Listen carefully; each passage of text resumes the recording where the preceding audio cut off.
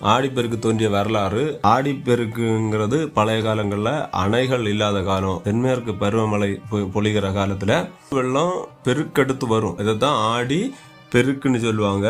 பழைய மரபு. இது எப்ப தோன்றுச்சுன்னே தெரியாத அளவுக்கு ஒரு கலாச்சார பெருவிழாவா இருந்துட்டு இருக்கு. இது இந்த முக்கிய நாள்ல ஆறு குளங்கள்ல போய் புனித நீராடுவாங்க. பெண்கள் எல்லாம் பூஜை செய்வாங்க. அது பூஜை செய்யறதுக்கு காரணம் என்னன்னா, அந்த காவிரி தாயை நாம நம்ம வீட்டில் உள்ள ஒரு பெண்மணி மாதிரி அந்த காவிரி தாயை நினைப்போம். அதனால அதுக்கு ஒரு மரியாதை கொடுத்து பூஜிப்பாங்க, ஆராத்தி எடுப்பாங்க. இந்த ஆடிப்பெருக்குக்கு நதிக்கரையில போய் திருமண தாலி மாத்துறது, காவிரி தாய் வந்தாலே விவசாயம் செழிக்கும். ஒரு பழமொழியே சொல்லுவாங்க, ஆடி பட்டம் தேடி விதைன்னு. ஆடி மாசத்துல ஆடி 18ஆம் தேதி நடவு ஆரம்பிப்பாங்க.